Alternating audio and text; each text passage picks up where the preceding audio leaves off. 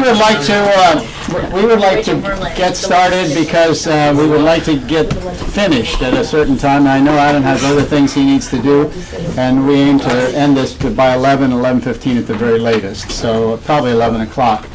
So let's get started, and hopefully there are others who will just come in as we begin. I would like to welcome you to the Civic Association Election Forum. We have many of these during election periods.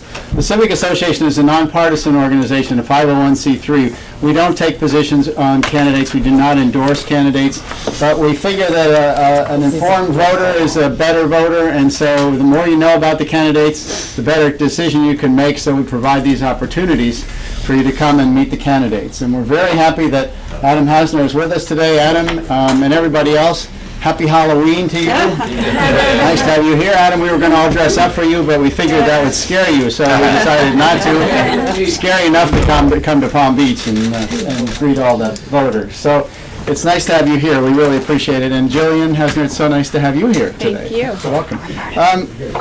We're also fortunate to have our Mayor Gail Caniglio with us today. Mayor Caniglio, welcome. And our Town Councilman Bill Diamond is with us today. It's nice to have you here, Bill. And I just met Rachel Merlin. Rachel is the Executive Director of the Legislative Delegation. And you took Ed Chase's job. So welcome. It's great to have you here. So nice you could come. At your place as a voter, in addition to all the promotional material that just suddenly appeared here about 9 o'clock. There is a Civic Association Voters Guide. This is specifically designed for residents of Palm Beach. These are the election races that you'll have to vote on. Good morning. You'll have to vote on when you go to the polls. Oh dear. I'd like to ask our Mayor Gail Caniglio to introduce our speaker today. Well, I'm happy to be here today, and as always, to see Palm Beach residents that are not only involved in our community, but politics. Adam was born and bred in Brooklyn and showed his original commitment to public education, having been birthed by 2 public school teachers, and educated in my hometown roots at University of Maryland, go Terrapins, and a graduate of the law degree from Florida State University. He was first elected in 2002 to our Florida House of Representatives, representing once again coastal communities of Broward and Palm Beach County, which, as we know, is probably the most #1 important issue for the town of Palm Beach, and has shown a repeated common sense fiscal approach to not only the budget, but to keep a fiscal responsibility in the state of Florida. So with that, best of luck to you, and we welcome you to the Civic Association in the town of Palm Beach. Well, thank you. I appreciate it. And it's good to see so many friends, and I'm very thankful for you taking the time to be here as well. But I also have some other friends who you serve with. Bill Diamond, thank you for your support. I think I actually have a quorum of support on the Palm Beach Town Council with Mr. Wildrick and Mr. Rossow as well. So we appreciate all the support that we've received in Palm Beach. I don't think anyone mentioned, though, that Rachel, prior to taking over the job, Ned, as the delegation chair, or as the executive director for the delegation, taking that job from Ed Chase, she was my legislative staff. So we're very thankful to her for her 5+ years of work in our legislative office. And I know there's another person with a lot of history in the legislative world who worked for Mark Foley for years. And Laura, it's good to see you as well. There's only 6 days to go before the election, so I think, maybe you feel like that. I'm sure my wife feels like that as well. But I think this is an election where I think a lot of people realize that the choice between the 2 candidates in the District 22 race are very clear. We have worked hard over my time in the state legislature. I served from 2002 to 2010, and although I didn't make it quite up as far north as Palm Beach, the district that I represented started in Manalapan and went all the way down into Broward County. Now, this new congressional district runs from essentially from the tip of the island in Palm Beach all the way down to 595, and it also includes parts of plantation as well. So it's a coastal district. Many of you are familiar with some of the folks that have endorsed me and supporting me. I shared with you some of your local officials, but somebody who has been a strong supporter of ours as well. You may recall he served this community was Clay Shaw, and so he's been extremely helpful, and we're very thankful to him for his support. And as I said, this is really a race where the differences between myself and Ms. Frankel are pretty stark and pretty clear on what I think are the most critical issues facing our community and facing our country. And that really is what do we need to do to get America's fiscal house in order, and what do we need to do to get America's economy moving again? And I think we have two very different approaches about what needs to be done. First and foremost, I think we differ from the fact of our approaches to public service. I don't believe in a ruling class. I believe that members of Congress should live by the same set of rules as everybody else. As a matter of fact, in 2008, I think Rachel will remember, because it didn't make me very popular in Tallahassee, but in 2008, we all remember what happened in the economy here and throughout the country as we hit kind of some tough times, and everything changed, and we had to reduce budgets, and we had to make do with less, both in the public sector as well as in the private sector. And Jillian and I sat around our kitchen table and said that if we're going to ask for education and health care and other areas of the state budget to make do with less, well then legislators needed to lead by example. And I went back to Tallahassee and I said, we're going to lead an effort to cut the pay of every member of the state house and state senate. And I can tell you this, Republicans and Democrats were both equally as mad at me about that. But it was the right thing to do. And it's really part of the attitude that I think people or why people are so upset with members, with their representatives. And it's because they don't live by the same rules as everybody else. When you think you have people who are in Washington now for 20, 30, 40 years, they're so out of touch with the challenges that they face in the community as well as in the country. That's why I've said I will personally term limit myself after 8 years in the Congress. Second is I don't think members of Congress should be able to vote to increase their own pay. You don't get to do it. They shouldn't get to do it either. And third is, as I said, I will refuse to accept a congressional pension. Now, I don't know if anybody knows this, but it only takes 5 years of service in Washington to qualify for full retirement benefits. I think that's outrageous. You don't have it in your retirement plan.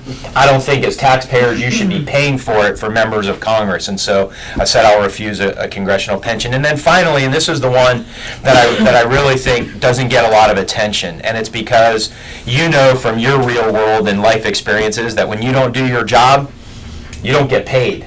Well, Washington hasn't passed a budget now in 3 years. Think about that. They haven't passed a budget for 3 years. If you didn't have a budget for your home, or you didn't have a budget for your business for 3 years, what would happen? You'd be in a fiscal mess. Well, guess what? That's what's happening in our country right now. And so what I've said is that if Washington doesn't do its job and pass a budget, then they shouldn't be paid. It's called no budget, no pay. It's that simple. And I think it really is the beginning of changing the culture in Washington of the type of people that are up there who are there for getting the job done, not there for their own personal agenda. And I think regardless of your political affiliation in this room today and throughout these communities, I think we can all agree on this.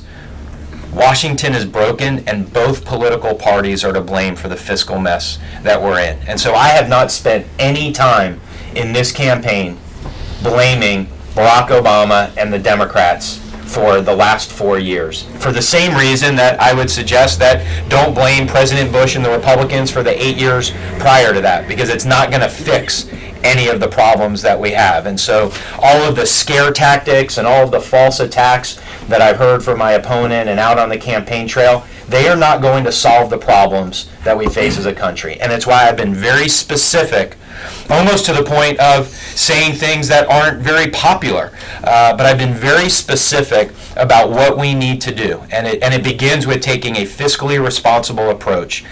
Something the mayor talked about, something the mayor has to do in her job, and Bill has to do in terms of budgeting and understanding that you can't spend more than you bring in. And so I've said we need to have a balanced budget approach. We need to get revenues more aligned with expenses. We need to realize that 62% of our federal budget is Medicare, Medicaid, Social Security, and entitlement programs. And while, yes, we can reduce Defense Department spending and military spending and do it in a way that doesn't jeopardize national security, and we can eliminate duplication in agencies and waste and inefficiencies and the other 15% of federal spending, that if we're not open and honest and transparent about the 62% of the federal budget where the costs are, then we are going to watch our country continue on a path of fiscal deterioration and decline. And it's why I've been very outspoken about making sure that we save and preserve programs like Medicare and Social Security as is, with no changes whatsoever for anybody 55 and over. But understanding at the same time, too, that Medicare is going bankrupt. That if we do nothing, that's the quickest way for Medicare as we know it to end. 10,000 people are retiring every day. 8% healthcare inflation. Those two numbers together spell insolvency for Medicare in the next decade. So doing nothing is not an option if we want those promises of health security to be there for future generations.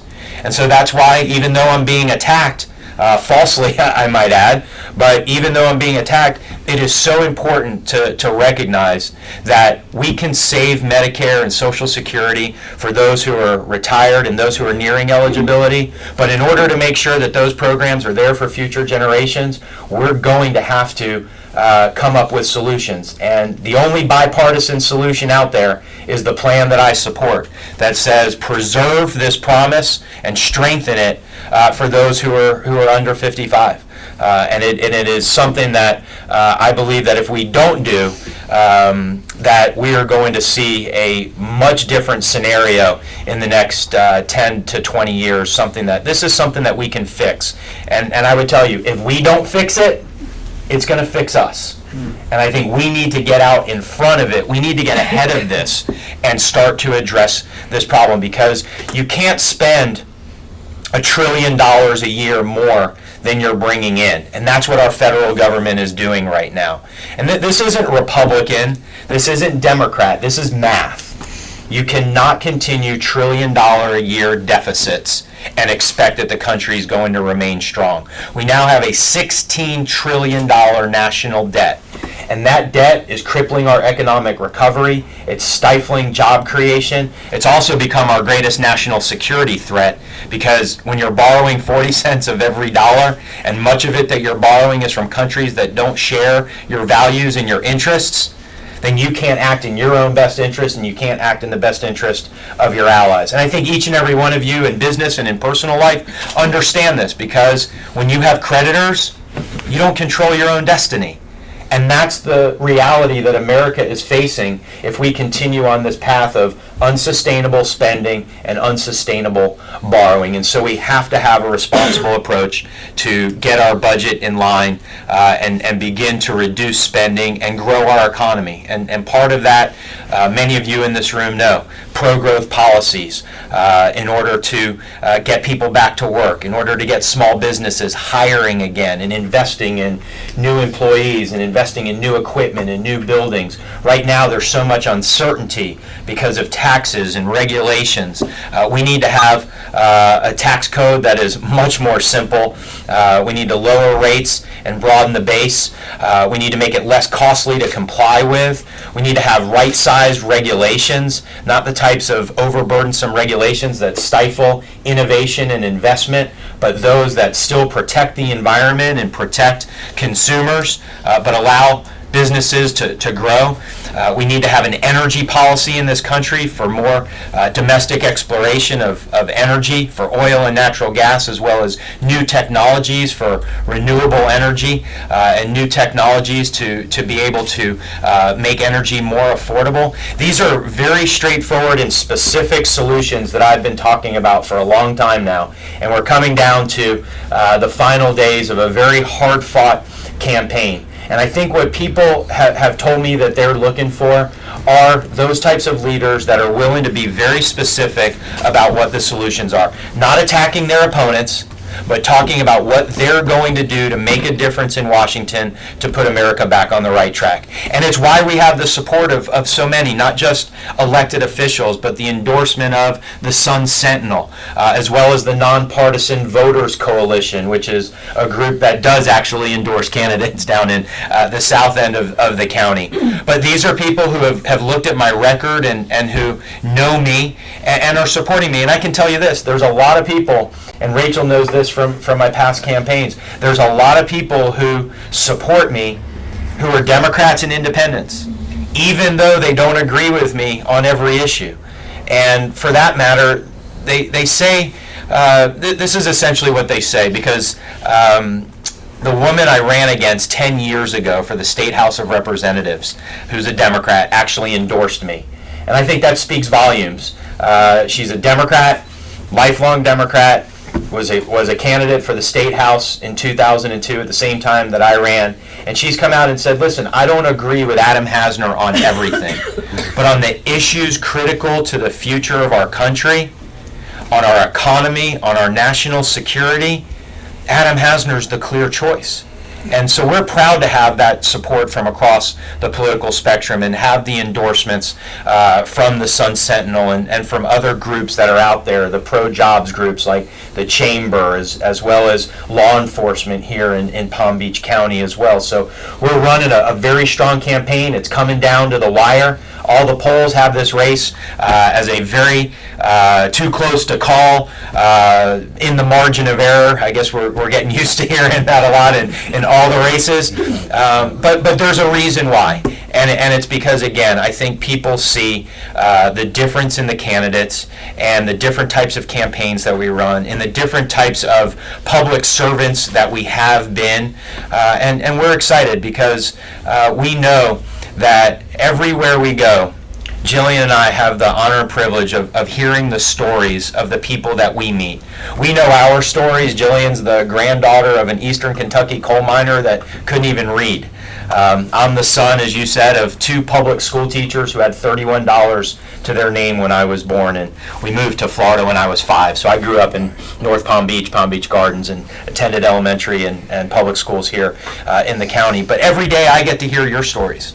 And I get to hear the stories about the sacrifices your parents made for you and the sacrifices that you've made for your children. And that's really the story of America, making sure that the next generation inherits an America that has more prosperity and more opportunity.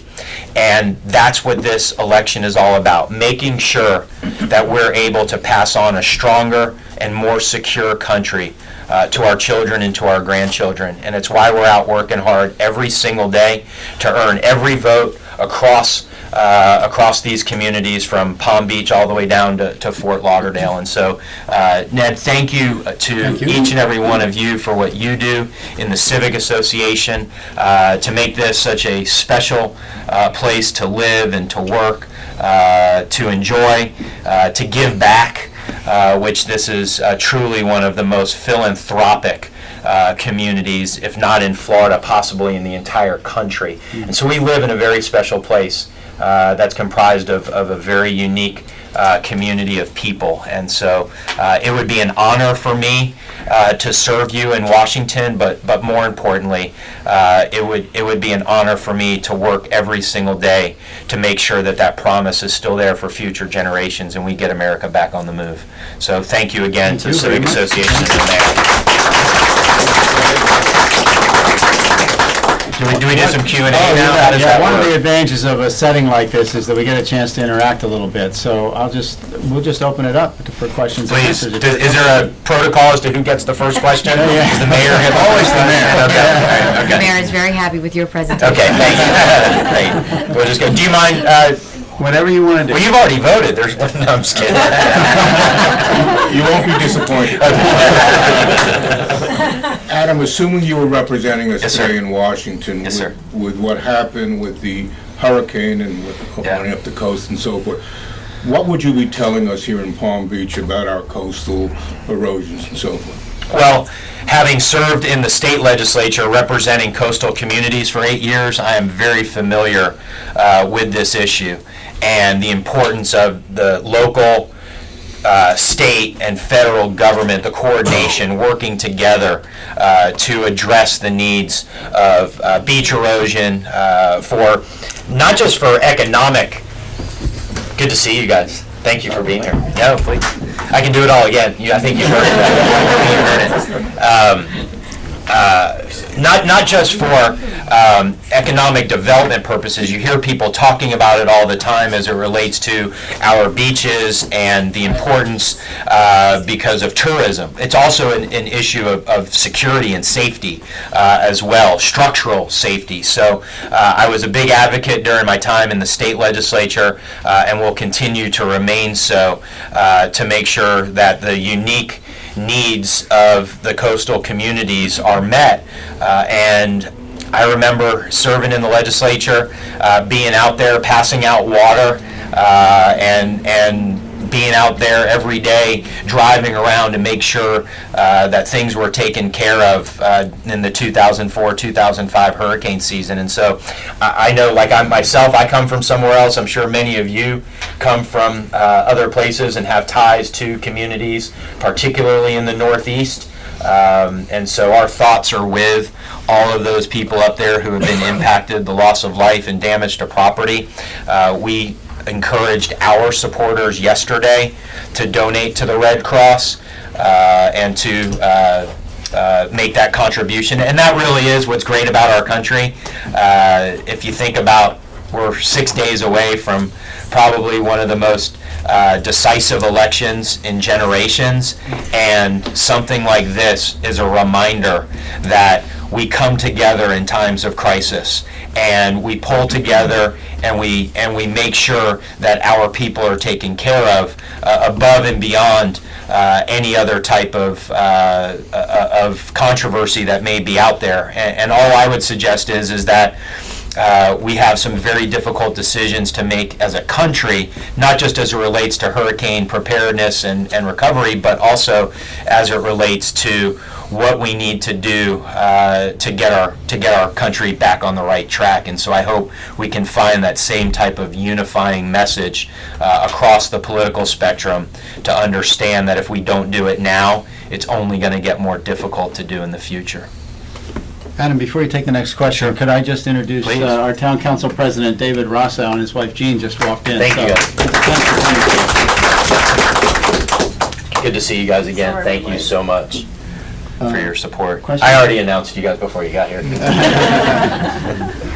Adam, you Bill. want to comment a little bit on the ad war between you and Lois? Sure. It seems to be, quite bitter, frankly. Well, I can say that there's been no loss of, in the Palm Beach media market anyway, you can't really turn on your TV without seeing television ads, and whether it's from this congressional race or whether it's from the congressional race just a little bit to the north, or whether it's the presidential election, that's the nature of the political season. We've done our best to stick to the facts and to talk specifically about my vision and my plans on the critical issues for our country, and stick to the record of Ms. Frankel during her time as mayor. And I think that I stand behind the ads that we've run regarding her during her service as mayor, the pay increases, the commandeering of police helicopters, the reckless spending and the extravagance of a city hall that she called a boondoggle. at 35 million, which ended up costing the taxpayers of the city of West Palm Beach 150 million. And I would just simply say this: I don't think West Palm Beach, or I would say we couldn't afford Lois Frankel when she was mayor. We definitely can't afford Lois Frankel in Washington when what we need to be doing is focusing on ways to get our spending under control and balance our budgets. And I think, as I said earlier, Bill, she and I, we've known each other a long time. Many of you may not know, my mom was her first campaign manager. But we have two very different approaches to governance, and I think we have two very different approaches in terms of what we believe needs to be done in order to restore economic prosperity and economic strength for our country. And I'm confident that in 6 days, the voters of District 22, regardless of political affiliation, are going to respond and are going to elect me to Congress in order to address these challenges, because scare tactics and false attacks, which I really think have been the highlight of her campaign, they're not going to solve the problems. And whether you agree with me on everything or not, I've always had an open door. I've always been there to listen. I think Rachel, probably keep talking about Rachel, but she was there during the time that I served, and Jillian knows this as well, that we spend a lot of time listening and a lot of time taking in information, because that's what makes you a more informed policymaker, and getting to share your side of the story with people, I think allows you to educate as to why you believe something and why your views are what they are. So Thank you, thanks. Adam. Thank you. And just think of it, there's only 6 more days of commercials. So you don't have to worry. Well, it's been a pleasure. I'm a new voter to this district, so Great. I Oh, welcome. appreciate the chance to meet you. Welcome. I very much like your thoughts on the fiscal issues, which are clearly, as Sure. you said, a threat. Now, I wondered how you stand relative to the Governor Romney's position. And one I liked that you mentioned was you believe in reducing the defense spending, where Yes. he's talking about a $2 billion increase. Trillion. Trillion, sorry, when we're coming out of the wars of the Yeah. last 10 years. So if you could comment on that, and also where you might stand on his proposed tax cuts Sure. and the dysfunctionality of our current tax code, and what you see Yeah. as where that might go over the next couple of years. I do have a different approach than Governor Romney in terms of defense spending. The budget that I support, or at least the concepts in the budget that I support, would not increase defense spending at the levels to which he's been. So you don't see the need? It's not that I don't see the need. It's that there are ways for us to continue to remain the strongest Right. and the most powerful force, military force throughout the world, without spending trillions of dollars more. What I would remind folks, though, and I mentioned it earlier, is that the defense and military budget is approximately 18 to 20% of the overall budget. And it's also not where the growth in the budget is. It is fairly constant. I still believe that we can reduce certain areas of the budget. For example, our military personnel and presence in Europe. I think we can restructure and refocus in a way that more meets the needs of today's military and today's challenges. Other areas such as contracting and transparency in the Pentagon, where I think even Tom Coburn has come out with some very, I think, smart ways to reduce defense spending. And so I think there is some agreement on how to do that and still remain a strong fighting force, prepared to defend our country and support our allies in times of need. To your other point, the issue regarding our tax code, I think everybody agrees our tax code is far too complicated and is part of the problem in terms of stifling economic growth. So the approach that I have is probably similar to what a Governor Romney plan would look like, although I have not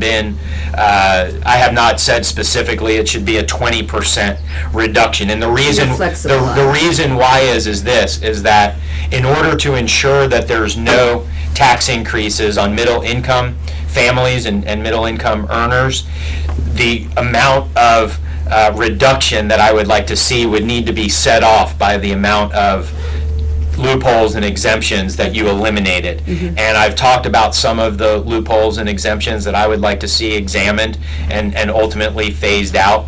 I'd like to see the balance between being able to purchase your health insurance individually and purchase it through a business brought to even, so that we could create an individual marketplace for people to buy health insurance so they weren't dependent upon it when they just because they had a job. Far too many people lose their job lose their health insurance because they lost their job. And unfortunately, I don't think that should be the case. I think people should be able to purchase their health insurance directly as an individual. The reason why they can't do it affordably now is because the tax benefits only flow through the ability to purchase it through a business, through a company. So I'd like to see that changed. And so I've talked about some of those other tax code changes on the individual side as well as on the corporate side. We have a 35% corporate income tax rate in this country, which makes us very unattractive from a competitive perspective compared to other countries around the world that we compete with. And so I'd like to see that reduced. I'd like to see the territorial nature of our tax system change so that companies aren't afraid of bringing money back to the United States because it's going to be taxed again. So ways to make American business and American jobs more competitive in our country is to simplify and streamline our tax code and the trillions of dollars that are spent every year. I hope there's no CPAs or tax lawyers in the room, but the trillions of dollars every year. Oh, I got one down there. All right, well. I'm not listening. Okay, there you go. But I think that would be very helpful to making it more affordable to do business. Thank you. Yes, sir. It all sounds good at the beginning, and then 6 months in, something happens that you didn't want to have happen. Iran. Yeah. You can't bring $1 trillion back because you can't bridge the gap in Washington, and I'm very concerned about the foreign policy of this country and where it takes us, and more in line with you. You can't go ahead and tell your creditors what to do in terms of human rights. They'll go beat you up and find out that 15% of your credit is done being sold on the world market, and your interest rates go up. Tell me about what you see as 6 months in, something happens that you would not want to see happen, that would ruin where your ideas are going. I've never been good at predicting the future. I've always tried to shape it. But knowing that something will happen, just not knowing what it is, I would expect that it is a continued conflagration in the Middle East. Just because that seems to be the direction that things are headed in right now. I am very concerned that let me say it this way, I've been talking about our national debt as America's greatest national security threat for over a year now. Someone recently just joined me in echoing that sentiment, and it actually has given me tremendous pause and concern, because that individual is President Ahmadinejad of Iran, who has now recognized that America is weakened because of its debt, and understands that America and its borrowing habits has put it into, and I think you described it, whether it's China or Russia, put us into a very difficult position to be able to act in our best interest and also to stand with our allies. And I think we're reaching a very critical time when a lot of other countries around the world perceive that America is either unwilling or unable to take that leadership role. And the less that America leads, more of a vacuum is created on the global stage. And I can assure you that that vacuum does not remain empty. The vacuum gets filled. And the vacuum gets filled by countries, as I've said, that don't see the world the same way that we do. And I believe the world becomes a much more dangerous place when that happens. And it becomes a much more dangerous place. And we can just talk briefly about what's taking place in Egypt right now, the rise of the Muslim Brotherhood-run government and the impacts that that's having, what's happening in Syria, the continued slaughter and massacre of tens of thousands of Syrians, of what's happened in Libya most recently, and the questions that remain about what this administration knew and when they knew it. What's happening in Iran, and if they continue to advance their desire to acquire nuclear weapons capability. And if that becomes the case, what then happens in Saudi Arabia to try to equalize that balance? That is a very, very chaotic part of the world right now.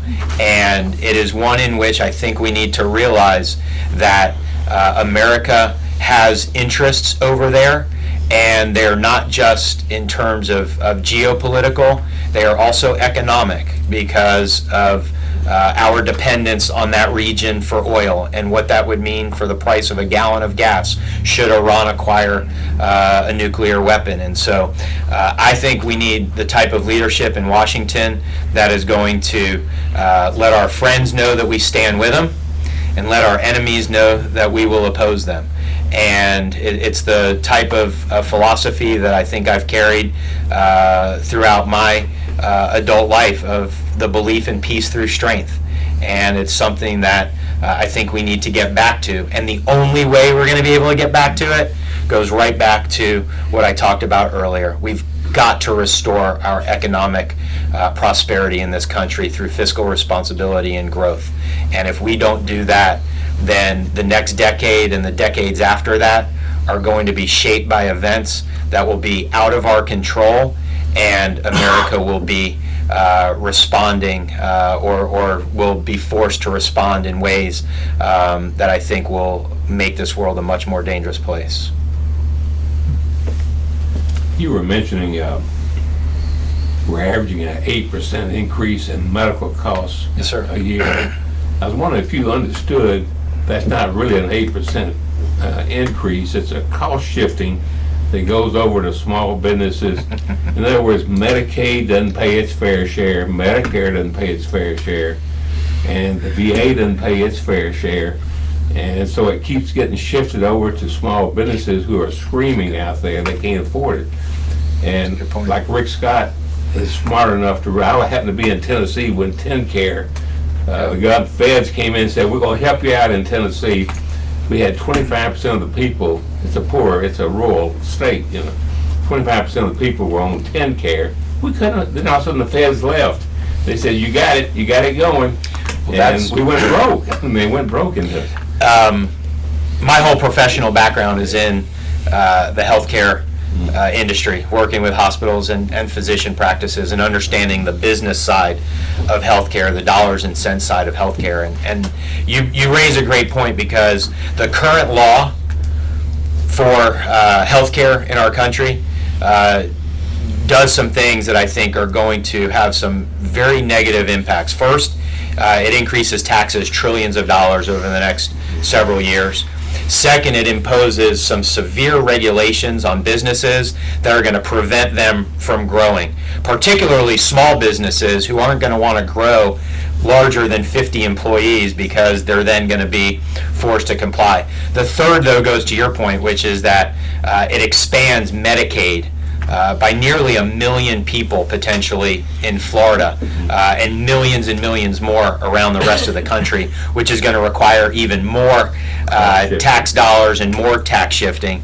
And then finally, the current law takes $700+ billion from Medicare beneficiaries today in order to help pay for some of that new expansion. I believe there's a better, if the goal of the current healthcare law was to improve access and reduce costs, I believe there was a better way to do it.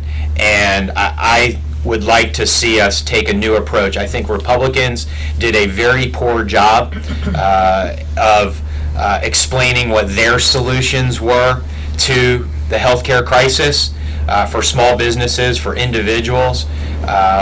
And I think it's really become part of the nature in politics these days, which is it's a lot easier to not tell people what you think. It's a lot easier to not offer solutions and just use your opponent's plan as a weapon against them, rather than lay out a plan and a proposal and put it out on the table and offer a solution and force your competitors, force the other side to offer a solution, and then you can begin to work out hopefully or possibly some type of negotiated agreement or ability to bring that together. That's really what I see as wrong with Washington, and it's something that in Tallahassee I was able to work across party lines and bring things together, and I hope I'm able to do that in Washington as well.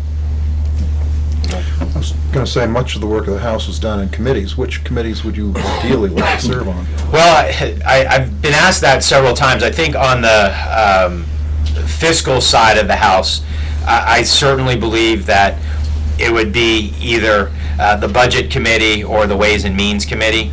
From the perspective that that's where the action's going to be. But regardless of which committee you serve on, I would hope and I would intend to still have a strong voice on all of the issues that are facing our community and our state and our country, because of, I think, my broad business background and my work on these issues. But again, I think the first and foremost priority has got to be getting our fiscal house in order and getting our economy moving again. And that means the types of reforms that I've laid out here today that are primarily addressed in those committees.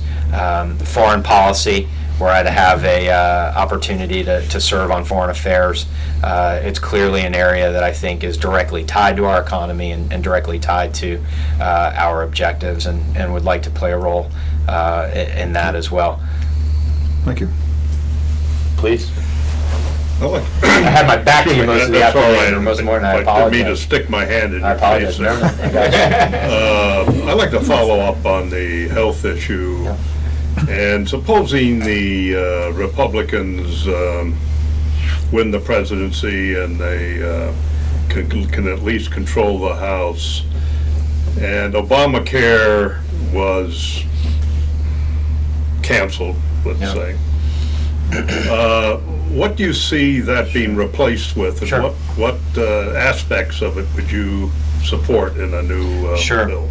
Well, I think I mentioned briefly the idea that I think the Republicans failed to offer their plan on health care, very similarly to how I believe the Democrats have failed to offer their plan on a budget, and why it's been so easy to attack somebody else's budget because you haven't offered one of your own.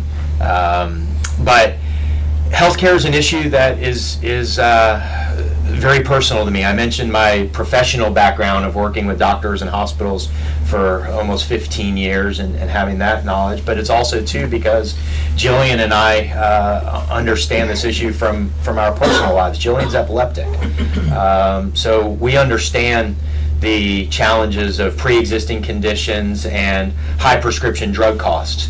And one of the things that I believe should be done differently, but the objective still the same, is making sure that individuals with pre-existing conditions still have access to affordable health care. It's the same with portability and the issue that I mentioned a few minutes ago. I don't believe people should lose their health insurance because they lose their job. And so the policies that I've put on the table to address this come from the tax code changes that currently today benefit businesses over individuals for the purchase of health care. Talked about we just talked about that a minute ago, but by leveling the playing field, that gives individuals the ability it'll create a marketplace where they can go and purchase health insurance. Have to change the regulatory environment that exists today right now. One of the things is to be able to purchase health insurance across state lines and to be able to have more competition and choice, which will reduce costs. I think we've seen that time and time again in healthcare and elsewhere, that helps to do it. Another major one is cost transparency. And somewhat to your point, that right now, whether you're a government healthcare beneficiary or you're a beneficiary of healthcare through your employer, you don't know what the true actual costs of your healthcare are because you're shielded by a third-party payer. And more cost transparency will help to address that issue as part of competition and choice. The fourth is litigation reform.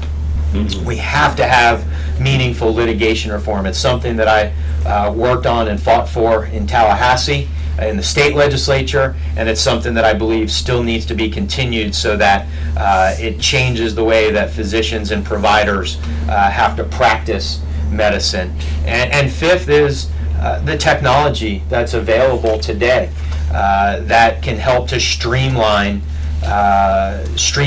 the provision of care to patients, so that 7 or 8 doctors that are seeing a patient all have access to those medical records at the same time and are able to make their decisions collectively. So those are some. I'm sure there are a lot more.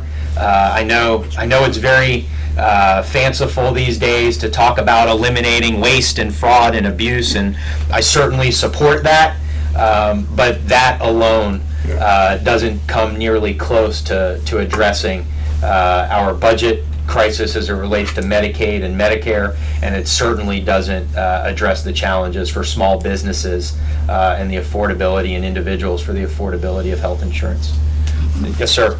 You snuck back in there too. A quickie from a lightweight, and you can close this one out in a hurry. Bridge openings, my favorite little problem. Okay. Clay Shaw got us on a schedule, if Yep. you will. I know you can improve upon that. Well, I just waited and won. That's what took me. It's actually. Party as usual. I was a little bit tardy as well. I beat you here, but yeah. Sierra Club could go for it. Everybody could go for it. All the folks that come back and forth. Sure. 100 cars sitting there. With Let's all get the it built questions. first, right? I guess we have to get it finished first. What a schedule. This is an issue that I've dealt with consistently from my time in the state legislature, representing the barrier islands from Manalapan all the way down to Deerfield. Enough said. I got a lot of mayors. We know where you're There you go. Get it done. Get her done.